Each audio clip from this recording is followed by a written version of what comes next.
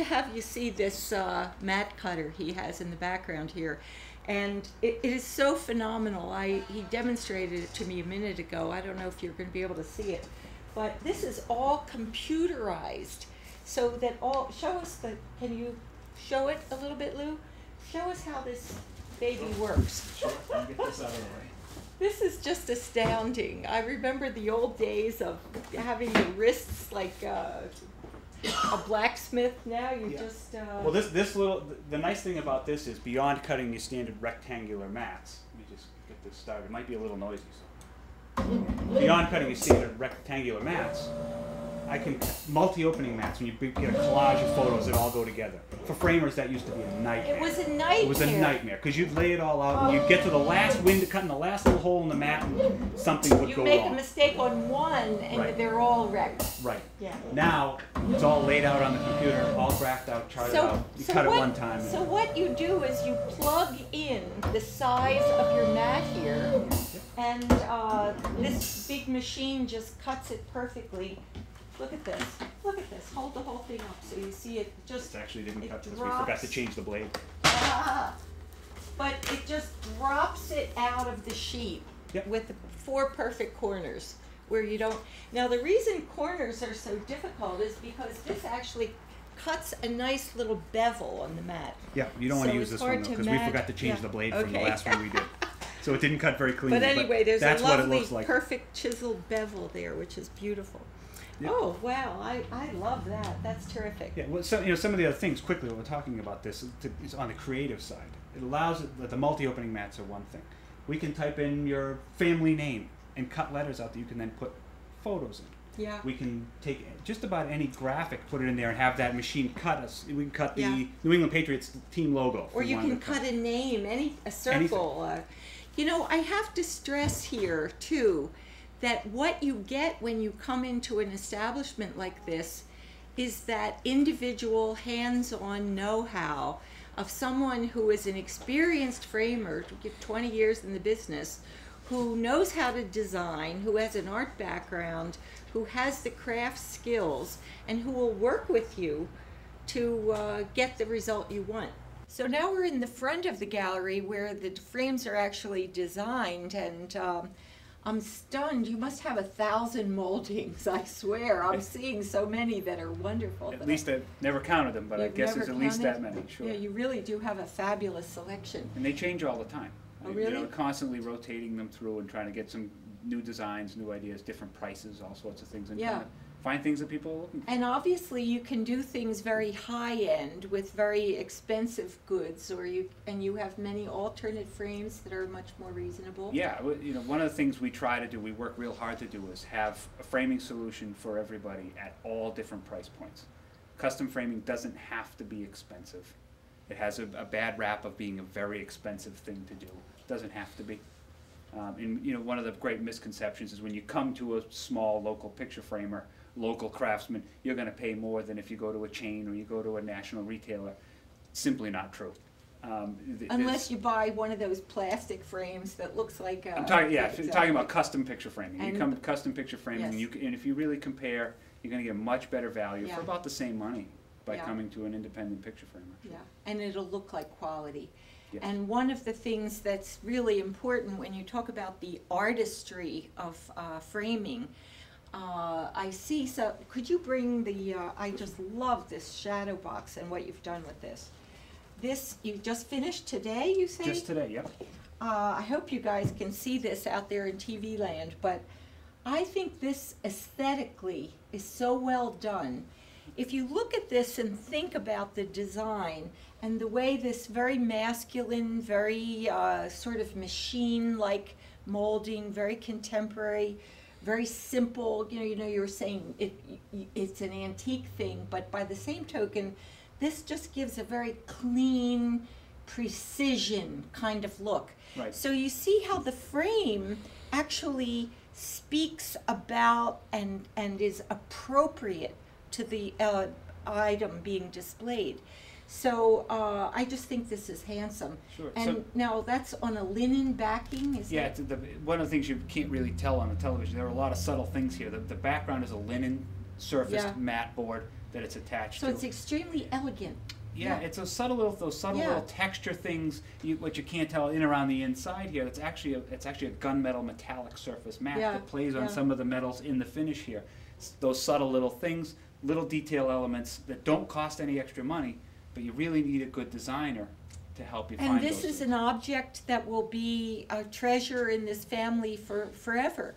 The shadow box is about 4 or 5 inches deep, and it's so perfectly matched to the object. I find that really very handsome. It's almost like a contemporary sculpture or something. You know, it looks beautiful in there. Here's another piece that I see is very elaborate and outstanding. Tell us about that one. This piece here was actually done for a framing competition for the Professional Picture Framers Association, of which I am a member and a vice president of the New England chapter here. But every year we have a framing competition. This is an international competition where everybody around the world gets to compete.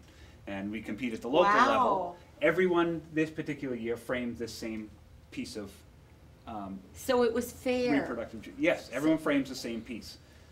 And you can do pretty much whatever you want. But there are some guidelines and some things that you are judged on, conservation and preservation being one of them, design, creative use of materials, craftsmanship. There are a lot of things that it's scaled on, but you know, in here, this combines a lot of different elements. I mean, not only a multi-angled frame and matching fillet, which is designed to coordinate with the frame. Got a couple of frames stacked together. These are mats that I made myself out of raw fabric and material. And so you wrap them. The fabric's actually wrapped around the mat. The mat is actually wrapped with this. Is that a silk? That is a silk, yes. Yes, beautiful, like a raw silk or something. Yep. And then the color coordinated, very subdued tones, but just even the flesh kind of color of that is very appropriate. Wasn't by accident. Yeah, I'm sure. So it's a very highly developed taste, and again, appropriateness. This is totally different in the feminine curves and then the sextant in the shadow box. Right. So what a beautiful job. I don't know if you can see this, but this is an example of the a shadow box that one side has the museum glass, which eliminates all glare completely, and the other side just the conservation clear. Yeah. So there are all kinds of wonderful technological advances being made here. There are. Now, what is this we're looking at? What I set out here was a couple, actually a reproduction of one of Dad's watercolors, but the idea was to show a couple of different ideas for framing that would give the picture a very different look simply by changing the materials. This particular setup, again, I don't know how well you're going to be able to see this, but this combination would be a little more contemporary, a little more decorative, playing with a couple of the colors in the artwork. Maybe more like what you might do if it was really meant to help decorate a room. Yes.